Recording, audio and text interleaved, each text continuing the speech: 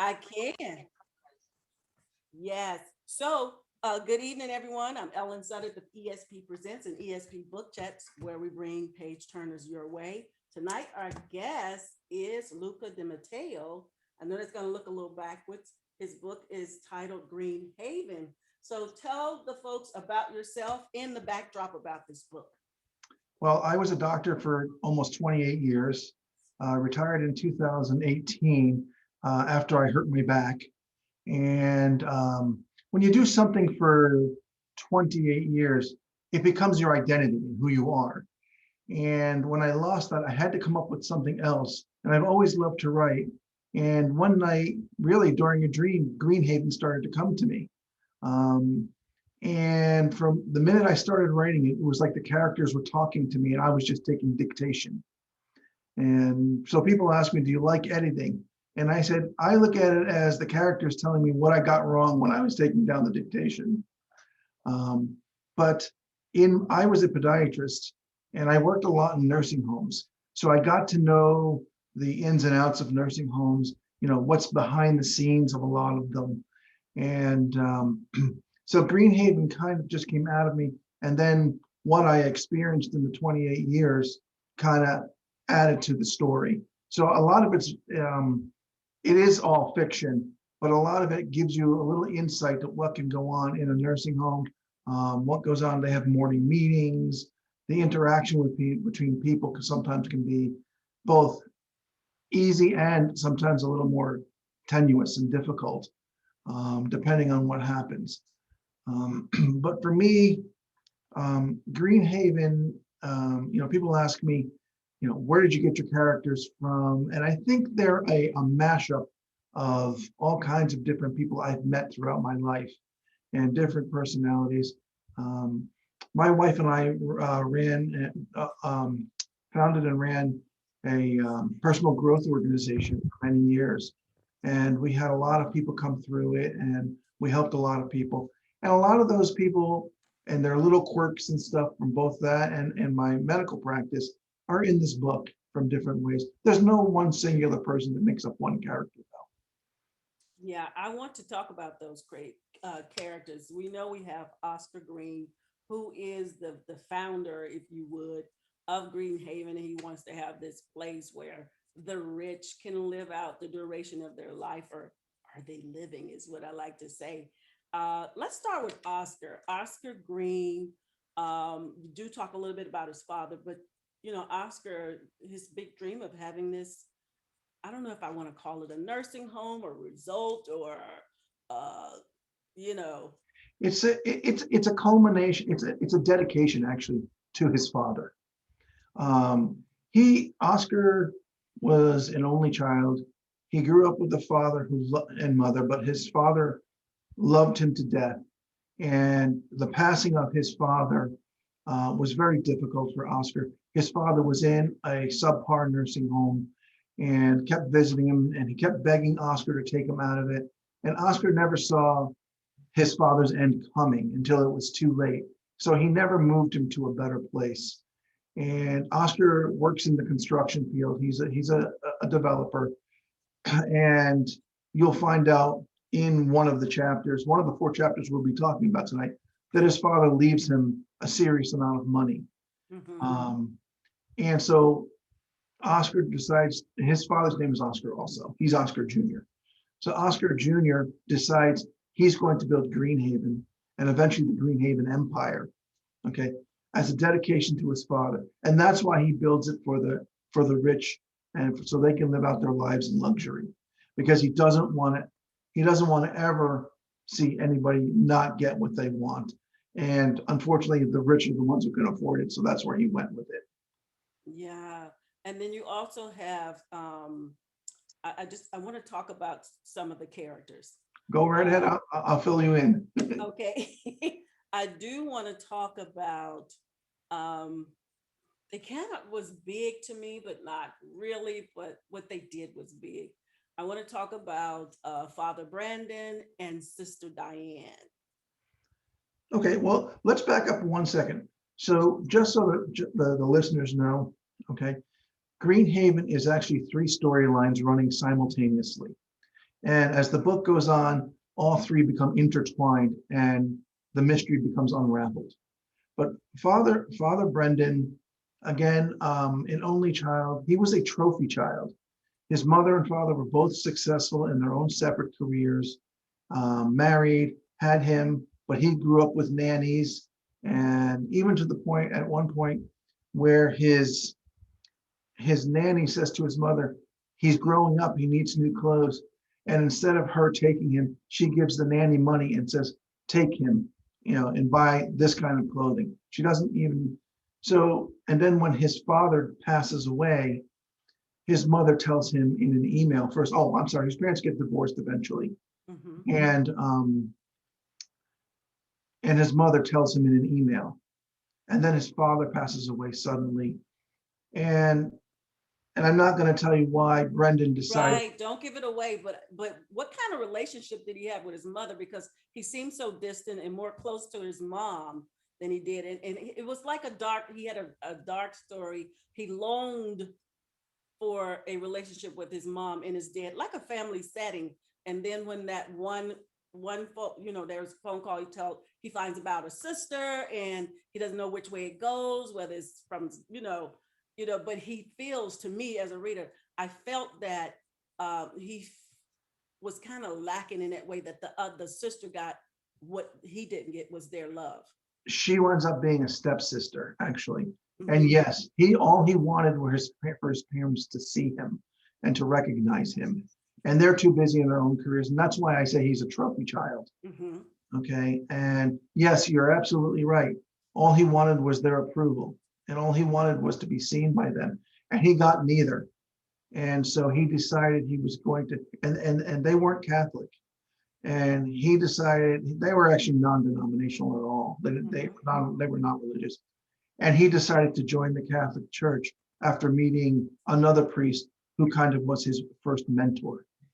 And the reason that he did this is that priest wasn't only a mentor, but Brendan started to see him as a father figure. Yes. Yes. So Brendan is very complex in that way, and he's got a lot of stuff going on, and he's driven by this need to please. Yeah. And then Sister Diane. Sister Diane is almost the same thing. Yeah. Her An parents, orphan child. yes, she's an orphan.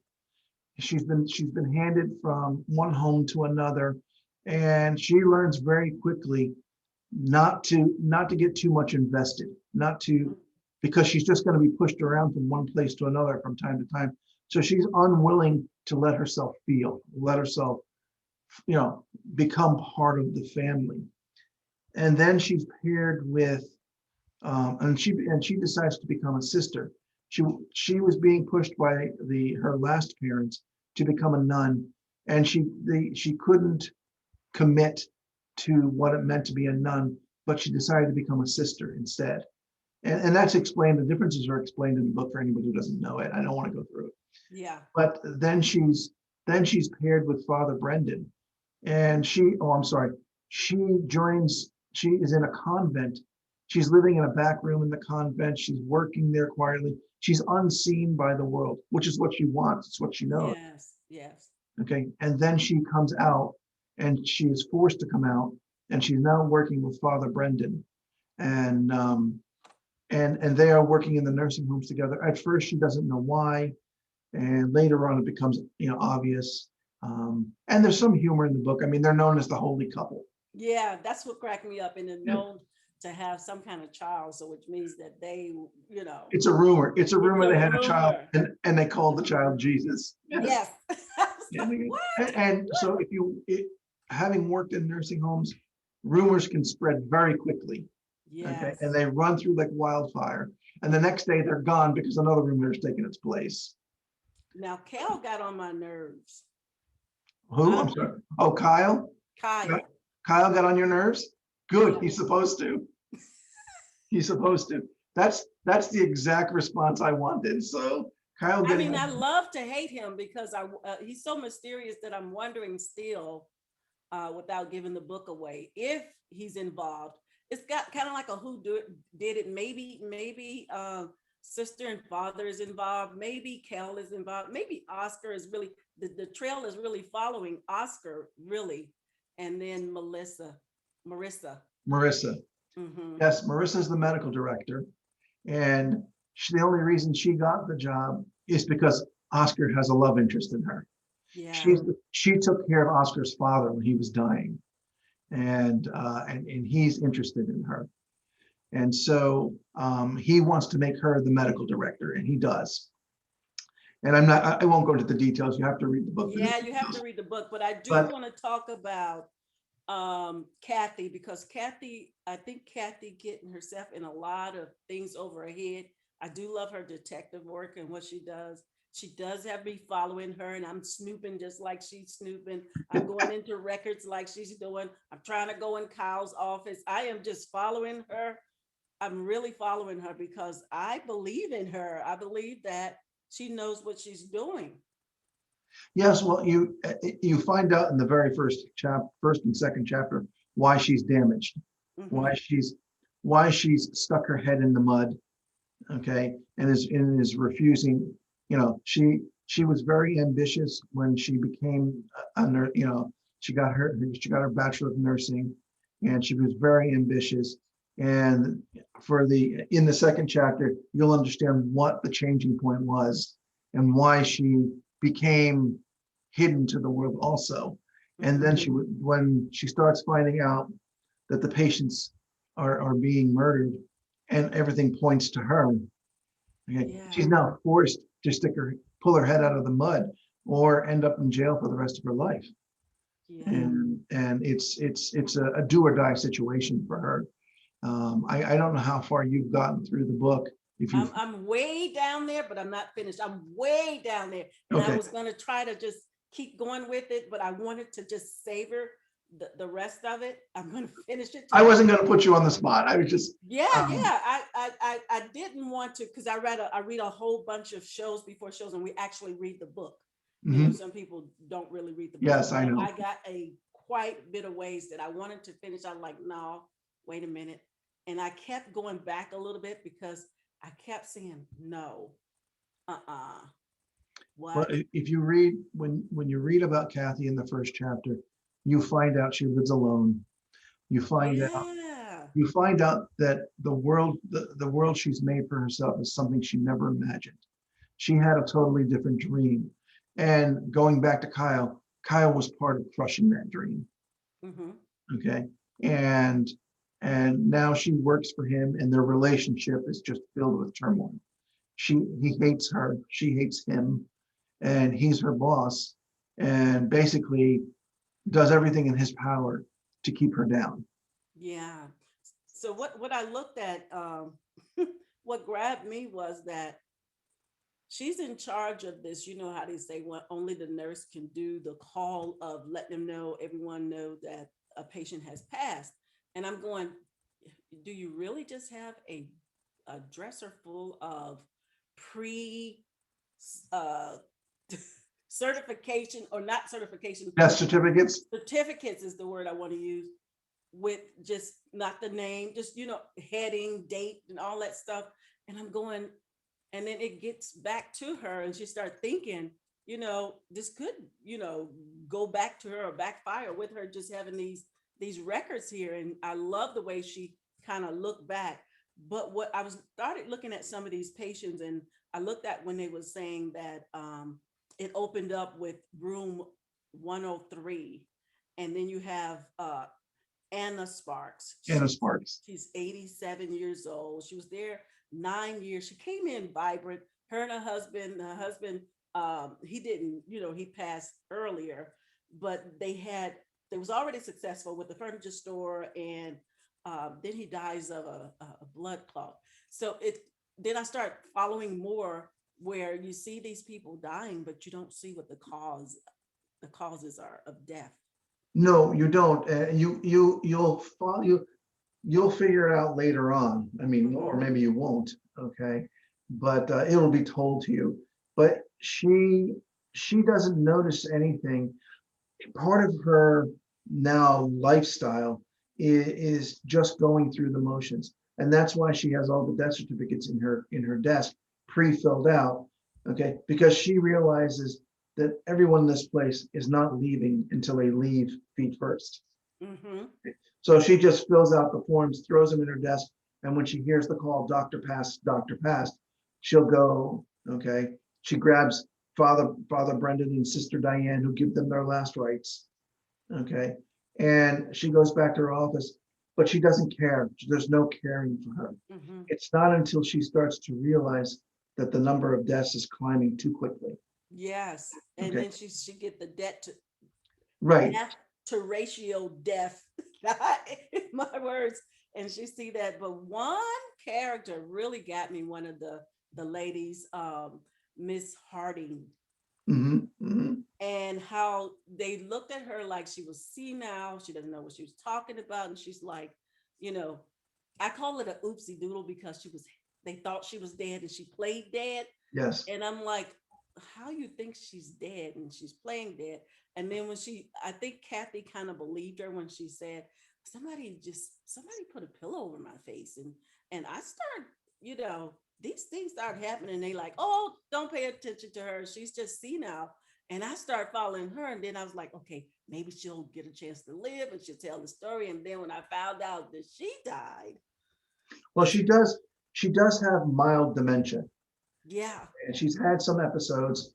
And so when they're saying that when she says that she's seeing someone trying to come in and kill her, they do take that with a grain of salt because she's been doing this a couple of times and stuff like that. Mm-hmm. And so you have to understand, and there is like a bit of callousness in the world. Okay, in that even in, and I know I'm going to get in trouble for saying this, but in nursing homes, in medicine, in everyday life, okay, even in today's atmosphere, if we look at what's going on today in the world, okay, and then all of a sudden it starts happening over and over and over again, it becomes matter of fact. And I Mm-hmm. and I don't mean it just as much. We become hardened to it. And Yeah. so Kathy has become hardened to the patient's dying because she knows she can't care.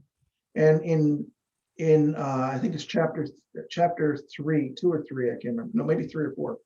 When Mr. Adams dies, that Uh-huh. was one of Kathy's first Yes. patients and her Yes. favorite patient. And Mm-hmm. she confided in him and then realized she shouldn't have and drew back. Okay. Even when he died, she didn't let herself feel anything Yeah. because she was cold now. She there was no spark in her anymore. And so going to Mrs. Harding's room, and the nurse thinking that she's dead, okay, because she's lying there not moving. Yes, Kathy says, "Didn't you check her pulse? Didn't you?" Yeah. She's still a valid nurse. She's still competent. It's just that she isn't as emotional as she should be because all that's been taken away from her by Kyle mainly. So Yeah. I was looking at also, it made me think when it came to like the drugs and stuff and the pharmacy and how you say pharma tech it's or Pharmatech, yes. yeah. And then how they were making those deals and how she was very innovative with making those deals. I felt that she was pretty smart, but then it seemed like it was some underhand stuff. I don't want you to get in trouble, but No, I won't, but I'll explain that to you. Let me explain it to you. okay. So somewhere in my last 7 years, I'd say, practice, the computer age caught up with the nursing home systems. And all of a sudden, if you go into a nursing home now, they're all computerized. They have computers on the medical carts. And so, but when they first came out, they weren't as advanced as they are now. Hmm. Pharmatech was a startup. It was trying to make its notch in the world of computerized pharmacy in nursing homes, but it hit the market too soon. And this is a fictitious company. Hmm. Not saying it hasn't happened. Okay, not saying it has happened. Okay, but so then Greenhaven, on Kathy's request, then followed up by Kyle for the endorsement, goes ahead, buys these computers, but the program is subpar. Okay, so what happens is now, as you've probably read, they have to get another company, and I won't go into Yeah. the details, obviously. And so that's all true. That's all really happening in nursing homes. Yeah, I thought about that. I was like, oh my goodness, is this, it made me believe that it's really true, because you're dealing with a lot of medicine. And then um if I think I remember reading where someone had the wrong meds.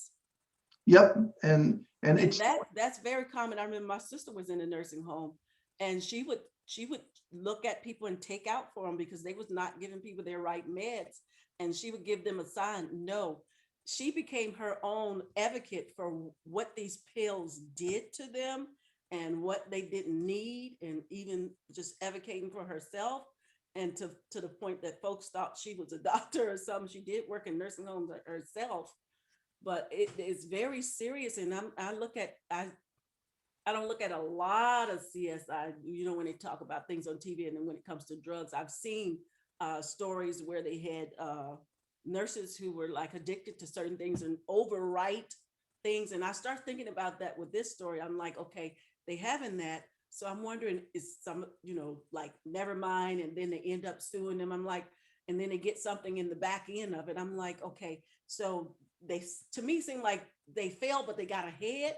But at the same time, what are you doing with these things? And then Kyle and they're Lenny, very they're very sophisticated. they Mistakes are. mistakes happen everywhere in life, but I will tell you from what I've seen in the nursing homes, mistakes are taken very seriously. And they really they work hard to try and cut those down. But I get what you're trying. I get where you're going. Was there some underhandedness with the computers? And I'm not Yes. answering that. Okay. I didn't want to get you in trouble. I was like, I No, think it's it's not a matter of about getting it. It has nothing to do with getting in trouble. I'm not answering that because that might give away parts of the story. okay. Has Yeah, we nothing to won't do getting in that. We trouble. won't do that. We won't do Oh, that. I'm smiling and laughing because you're doing what I want you to do. You're guessing all over the place now of what's going on and who's Yeah. doing what. And that's what I want you to do in this story. That's why it's written the way it's written. Um, the first, the first 4 to 7 chapters are short and very quick. They move Mhm. quickly. You get a lot of information, and then it picks up. The chapters get a little bit longer. And for anyone listening who hasn't seen this yet, the chapters after chapter, I think 3 or 4, the chapters start alternating between the different storylines going on until they all, Yeah. I'm like way close to, I'm way in the 20s. yeah. So you're about halfway. You got about another, I think 5 or 6 chapters before the thing all starts to come together. Hmm. But you can see that things are starting to tie together. Um, I'm reading, like, I'm like, okay, Luca, you got us guessing and waiting too long to find out. Can you just tell us who happened? And so I'm like, okay, all right, they're gonna tell me. I'm gonna, and then I read some more chapters. I'm like, okay, this is really gonna tell me who's. So I'm still trying to really, like, who. It's so well, if I told you in the first chapter, it would be called a comic book. yeah. I mean, it's really, No, I'm only kidding. I'm only kidding. you Let me really tell take us on that journey for finding that out and following these people, like following Kathy and her going into those computers, Kyle's computer. I'll just say that hashtag small spoiler. I thought she was going to really get it, like really get it, for just like guessing these Well, things. you don't know that she hasn't yet, have you? Do I you? don't know that she has it, but I do know she got in that computer. Yes, she did. I do know she said maybe this, maybe that. The part about Kathy that's interesting is she's really smart. She's a good person. Okay. And now she's forced to enlist other people who might get either fired or even get killed. And so she's battling with this as she goes on, Yes. but she has to keep herself out of jail. And she has Detective Oakes, who's this senior detective who's gruff, and he's chasing her down and trying to put her away. And Mm. and she she does a few things to even fool him. Yeah, don't tell me yet because I want to get there. Oh, I wasn't going I to. haven't seen it. But I do want to say, what did she think father was going to do when she brought him to the parking lot and tell him a little thing? What did she think he was going to do? Oh, you mean when she When she told him and she knew like something was going on and she was going to talk to him in the hallway, but she thought to bring him out in the parking lot and talk to him, like a little small detective type things, kind of. I think she just wanted to question him. You know, she's starting to be suspicious. Oh, she brought him. Oh, I know why she brought him out there now. I remember. She brought him out there because he goes, so Greenhaven is one. So Greenhaven is one of 3 nursing homes that Oscar Green owns. Mm-hmm. Okay. So she thinks that Kyle is the murderer. And I'm not saying yes or no, Yeah, right, but right. she takes Father Brendan out to the parking lot or meets him out there because she wants to ask him if he's ever seen Kyle at any of the other nursing homes. Yes, and Okay. she do get that answer, but it's just a lot of who did it. My eyes are on everybody and looking Everybody's at, done it so far from what yeah, you. yeah, because I'm looking at all that stuff. And so I was I felt a little bit sorry for Marissa because it's like she like they said, she's more than mediocre what she does, and she's trying to get her way. I, as a reader, saw, I think she's trying to, I don't think that Oscar and her is using each other, meaning that they are, but is consented. Yes, I think you're right. It starts out with them using each other, and it becomes something more. Mm-hmm. I'm not going to tell you what that more is, No, no, but no, but you no. don't. It's not what you think it is. Anyway, Okay, but anyway, I want to know. I guess you won't tell me. I'll find out. Um, it seemed like that Marissa had a second person that she was involved with that's helping her because she did talk to somebody. I forgot who that somebody was. It's like when she first met him and he just kind of wanted to sign her on, and he really sought her out. But she was like talking to somebody else. I was like, okay, there is another person with Marissa, and I got to find out who he is. Maybe them two. I'm just going at it. Maybe. well, you are definitely maybe on the right track. Okay, Maybe, maybe definitely a smidge. a smidge. Well, there is one thing you haven't considered. I'm going to throw this out to you. Uh-huh. It could be a group conspiracy. Could be. You don't, you don't know where the story is. I did tell you that the stories were going to come together. Yes, and it's so So, good. I mean, and it's really I'm not saying that's a spoiler or not a spoiler. You're going to have to okay. read it to find out. Okay, but it's really good, and I like the way that the north wing and the south wing of different people, and she find out that these people are living differently from this people. You have some people bedridden. You have these different type of people. Is that something you've seen, or that's something Yes, that's actually quite common. oh, For the purpose of the book, I've really amped it up. okay? I've made them the well-off and the ultra rich. Yes. Okay. Um, and even Oscar's plan for payment of the place is kind of odd. It's made up. That would never happen. Mm-hmm. So, but that's just add some fun and some spice to the story. That was some good spice. Good spice.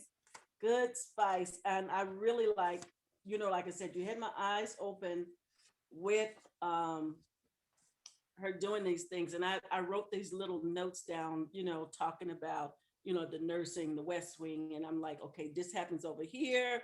And then something happened there. Not too many, she gathered that. I think she gathered that when Kyle makes a move, they die. You think so, huh?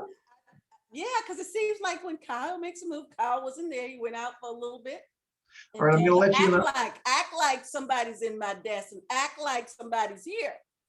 I think he Oh, wanted her that's to all look for in there. I think appearances. he wanted her to look in that desk. You do. So you think Yeah, he because wanted to get caught? I think he wanted her to. I think he knew she snoops. but it's like opening up a Pandora's box and putting the little jewels out there and say, I bet she can't resist touching these jewels. Actually, I will tell you that Carl having her sit at the desk, okay, what had has nothing to do with that. It was I he knew you'd go say that. he wanted he wanted her to sit there because he wanted the place to look like somebody in charge was out there in control, and And there was that's no what he one else. said. She's second in charge. He did tell her that. Okay. He even told her not to look around, not to touch anything, and not to break anything. Hmm. Okay. He belittles her at every point. Um, I will say that, and this is not a spoiler alert. Okay. I will say that I said earlier that you might be right. He did want to get caught. Okay. I'm Okay. telling I'm telling you that was a lie. I was just trying to throw you off track. It was having a little fun with you. Why would you do that to I was me? having a little fun with you. Oh my goodness. And when I I see it, and you will get a review from me, and I will be screaming at you. I want one thing from you. Okay. Okay? I want to know at what point you figure it out. And Okay. if you don't figure it out, I want to know that too. Okay. I will let you know that. I Okay. will let you know that. Okay. It was some more things that I wanted to look at. Back to the day that Lenny came when Kyle was gone. Mhm.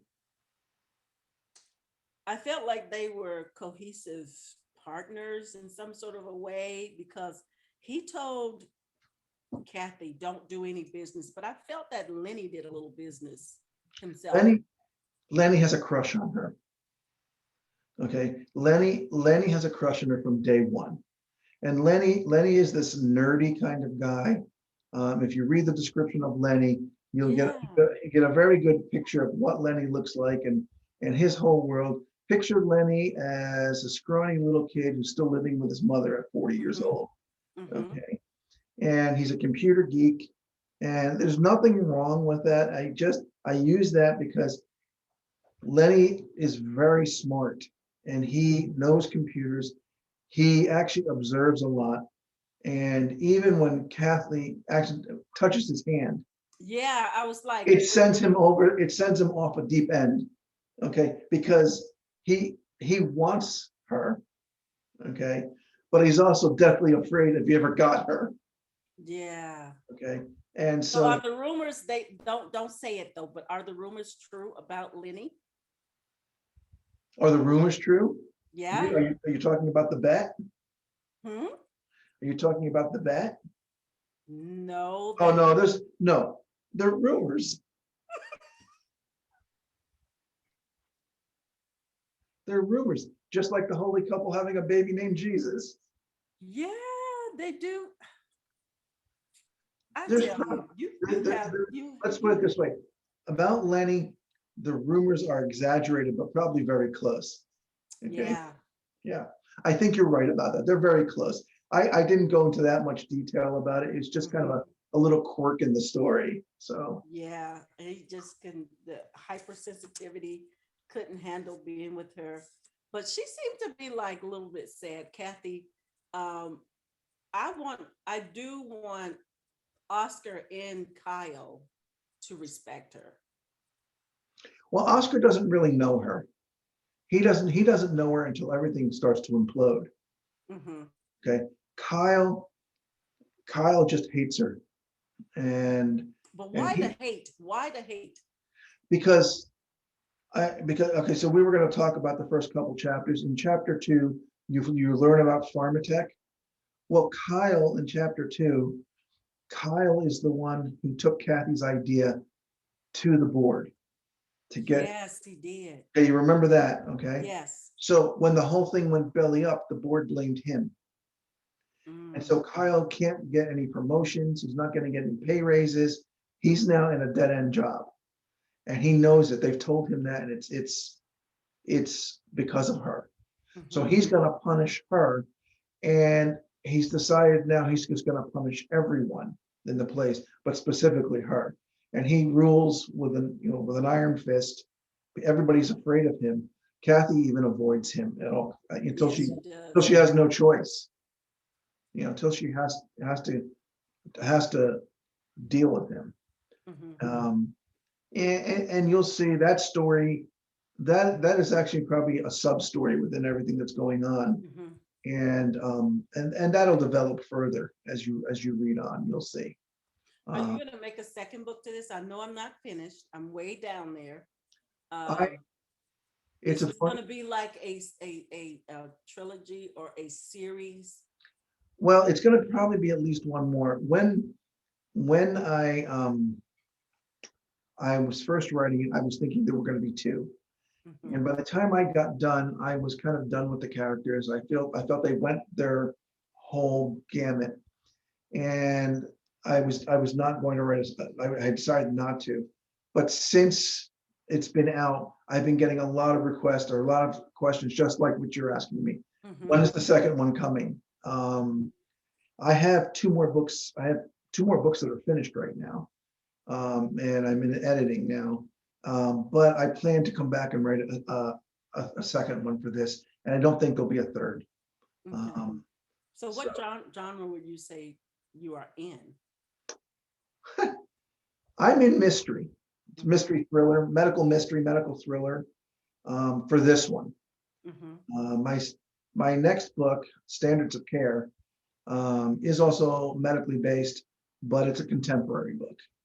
Um, and the third None of one, these characters would be in there. None of these. It's a no, standalone. no, Characters. these are all standalones. Okay. Standards of Care will most likely have a sequel. And I just finished a. So, do you remember dime store novels?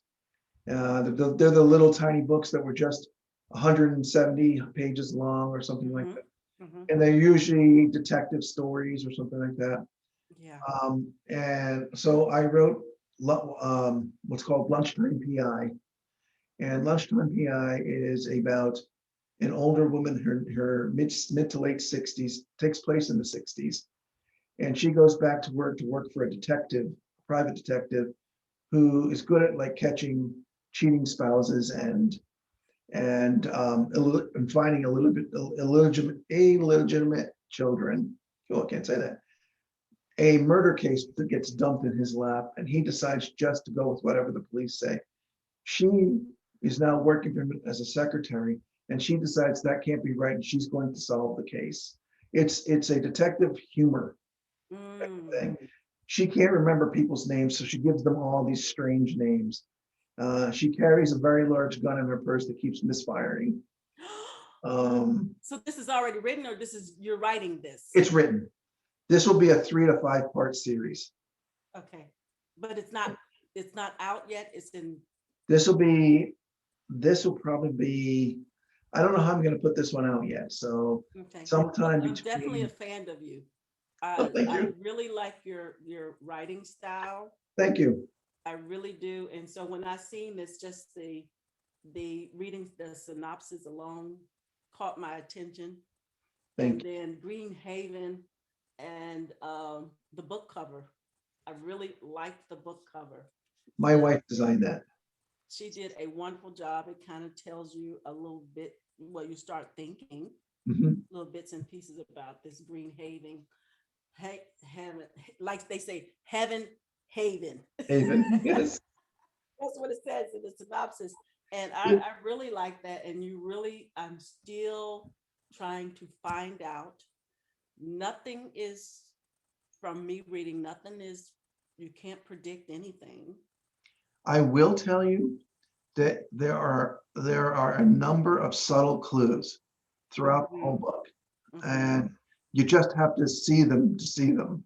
You know, Wow. they're very. Some of them could be a 3 sentence line, Mm-hmm. and if you just are reading it and like you've been reading for half an hour, and you're tired, and you get to that line and you miss it, it's going to take you a long time to figure it out. Wow. Wow.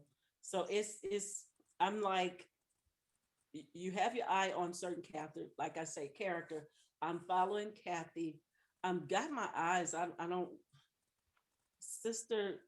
Sister Diane and Father, I got my eyes on them. I'm still trying to figure out, why is it that they're on the trail when somebody dies? I know that their position is to pray them into transition, but they're always there. Well, they're in the home. They just happen to be in the homes. I'm not going to answer that actually. Okay, That's okay, that's only that's only a half answer. I'll tell you that much. okay. But I'm like, wow. And you really, I mean, that's what I guess I, as a reader, I'm following certain people, Yep. and maybe all the people that I'm following, I'm fanning off the right one in the right track. But I'm going to soon find out, and I'm going to tell you those things. But this is a great book, guys. Again, Luca DiMatteo, our guest for tonight. What other book do you have? And it's Green Haven. Great, great book cover. Hopefully you can see that. So you got this one. You're working on another one, you said, the one you just told us about, and you're Two working more. on another one. You're working on two books. I Can you have give us the two. I have title? two finished. The Yes. titles of both. Did you say the title of that one? Yep. The That book second cover? one. The second one is Standards of Care. Okay. It's about a young doctor who grew up upper middle class, and she did a residency in an inner city hospital. And she saw things she never saw before, and decides to open up a practice in a low income neighborhood. Mm, And she finds out her patients have to choose between healthcare and feeding their families. wow. And so she does a couple of things in her office. And because she does these things, which I'm not going to tell you, the federal government puts her on trial. I can see that happening because So, it's happening for real that people, when they do stuff and they happen in certain income area, we always talk like, I don't have to tell you I'm black, I'm black, but as a person of color, we do find ourselves some like on welfare, or some are just trying to work hard and on welfare, but they cannot get off because they cannot feed all those five kids, and then they get penalized for working. And I can imagine some of those things on there, and she's kind of like helping them in some sort of way. So coming from that, the if you want to say urban areas or in the hood or whatever you want to say, that does happen a lot. And there's a lot of good things in the hood. And there's a lot of caring people that really care about, the health and the welfare and the care of a person uh, in those areas. And so I I'm really, I can't wait to both of those books get out there. Like I said, I am a fan of yours. thank And you. you are so welcome. What do you want us readers to take away from Green Haven? What do you want us to walk away? What is the takeaway? The takeaway from Greenhaven is it's never too late to change. Mm-hmm. It's never, no matter what the situation is and what you think that, and this is particularly in Kathy, whatever that you think the situation is and whatever's going on in your life, you can change. You can make a difference in your own life and even in others. And that's what Kathy has to do here. She has to make a change in her own life, okay, and become the person she wanted to be. It's interesting in the characters you're following. Each one of the characters you said is one of the storylines. Mm-hmm. So there are three storylines, and you're following three or four characters. Um, but in each of those storylines, it's the same thing. The characters are forced to make a change in their life if they want to accomplish what they want to be, and live the life they thought they should have. Yeah, there were some quotes that some of them said that really made me think. One of them I thought about was when they talked about I want to say Thomas Jefferson, a failure. Uh, it was one of those things. I mean, I'm reading two books because I'm thinking about another guy too. But there were some things that they said genius about. Um, there was just some quotes in there, and I can't think of it now. But there were some good quotes that, like his parents told him. When I say his parents, I mean Brandon and different things like that. That people he come along the way would father them. He started thinking about some things and some kind of help him along through through life. And there were some really good quotes, and I'm like, you're looking at me like I'm pulling your brain out. Did I really read that in there?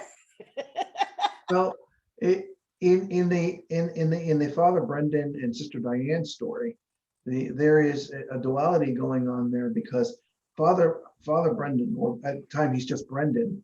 Brendan comes from a family that's well-to-do. They're upper middle class. He's not wanting for anything, and yet he's having the same struggles as Sister Diane, who's an orphan Mhm. and feels she's an outcast.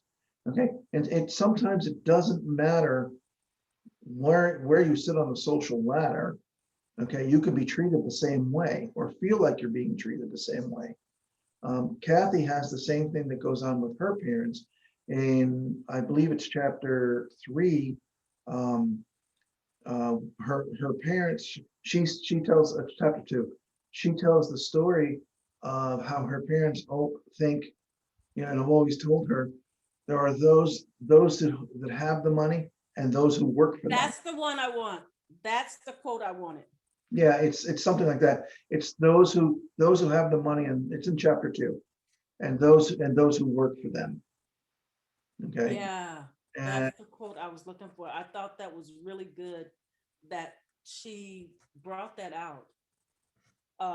We got to find that quote. I know we don't have. I can get that for you. Hold on. That was a very powerful quote to me, and I thought about that. It's kind of like it made me think about like if you who give somebody $500 that knows what to do with it, and then somebody that worked hard. I mean, you just gave it to them, and somebody that worked hard and they got the money, they're gonna look at it better because they worked for it. Yes, they earned it. Kind of made me think about that, and I really like that quote that she said, and I knew I heard some quotes. Yeah, I can't find it right now, unfortunately. I have an Yeah, idea where it is. that was a really good quote that she said, and I really liked that because I was like, wow, that was a Yeah, really good it quote. has to do with it's how she grew up. She grew up, you know, an average person, but her parents were have-nots. They, Mm-hmm. they didn't go on vacation, 3 times a year. They didn't go on vacation one time a year. Mm-hmm. So they both worked for other people, and they probably lived. It's not in the book, but they probably lived paycheck to paycheck. That's the type of atmosphere that she grew up in, and that's why her parents told her, those who have money and those who work for them. Mm-hmm. And that's how she feels stuck right now, and she hates the fact that she feels that way. And so she's now going to determine to not feel that way anymore. Yeah. So this is really good. I know I can keep you all day. Um, and I'm looking forward to the other stories. This is a really good story. I hope it do Thank you. make it to film. And we know that costs a lot now. Maybe Netflix or something. But I'd be just as happy. yeah. So who do you think you would have play those characters though? Oh Probably my. somebody I don't know. You know what? I started having this conversation with another person, a friend of mine, and I'm going to tell you the same thing I told them. I said, I'm not going to really probably have a choice in that. So I don't know if I'm really going to play that game. I did when I first wrote it. Claire Foy, I thought would be Kathy. Mm-hmm. And I thought she'd be a great Kathy. As far as the other characters, there was I don't know his name, but there's another character you haven't mentioned called Bishop Anthony. Yes. Yes, I've and met Bishop. he's a minor character in this, but Bishop Anthony, um, I see if you've seen Hidden Figures, the movie Hidden Figures. Yes. Okay, he was one of the older guys who was in charge. He's played in a lot of movies and things like that. He's got darker hair. He's a little older, a portly man, but he's got that demeanor that would play him perfectly. Other than that, I haven't really figured out anybody to play anything else. Wow. So Oh my. So that I would would just be love to be on the set and say, yeah, that's what I was thinking. wow. So this has been really great. I've And I enjoyed it. really enjoyed it. And thank you so much for I had to find you. Had to find you. It was hard. It was hard. I had to fight. But this has really been really good. I think it was real well written, and Thank you. I like the fact that you have us guessing. We just can't just get right to the answer right away. I did burn some midnight oil with my sprint readers. We were up. I was up like midnight, and so I was trying to get through it. And we had a really good time reading our reading group. Queenie, Queenie I Clee. know Queenie, That's yes. how I come to know you. Great lady. I love Queenie. Yeah, yeah. Where can they reach you? Where can the folks reach you? They And can reach me at my website, which is LUCA-DiMatteo, DIMATTEO.com. Pretty much there, you can email me from that, or you can email me at lucadimatteo.dpm at gmail.com. And the book Green Haven can be found on Amazon, Barnes and Noble, Goodreads, Books a Million, or on my website. Or if you want to go down to your local bookstore and get it, okay, if they don't have it on the shelf, they can get it for you within a couple of days because they can order it from England, which most bookstores do. so is So this the first, this is your first book? that's well, technically, no. Okay. My wife and I, 11 years ago, got asked to write a small, what's called mini book. It's a 32-page book about yay big. Mm-hmm. And we wrote that it was a personal growth self-help book called Stepping Up. And we did that. We never really, it was published, but we didn't really promote it or do anything with it. Mm-hmm. It was part of a group of books being written. So that was my first book, I guess you can say, but I don't count that. So yes, Green Haven is the first of my self, personal. I'm the only author, single author publishing. Mm-hmm. Um, and it's I laughed when you said you burned the midnight oil on it. I burned a lot of midnight oil writing it. I know, and it's so worth it. It's so worth it. I know you did. It's so worth it. Especially, I like how you had them to have their own voice. You went to the backstory of each character and main character, I would say, and you told us about them. We hear little bits and pieces about them in certain chapters, but then they get their own voice in another chapter, and you go Mhm. back, especially when you went back and you did uh, Sister Diane and how she, didn't really, she's an orphan and, just things like that. I was wondering, okay, this just me wondering.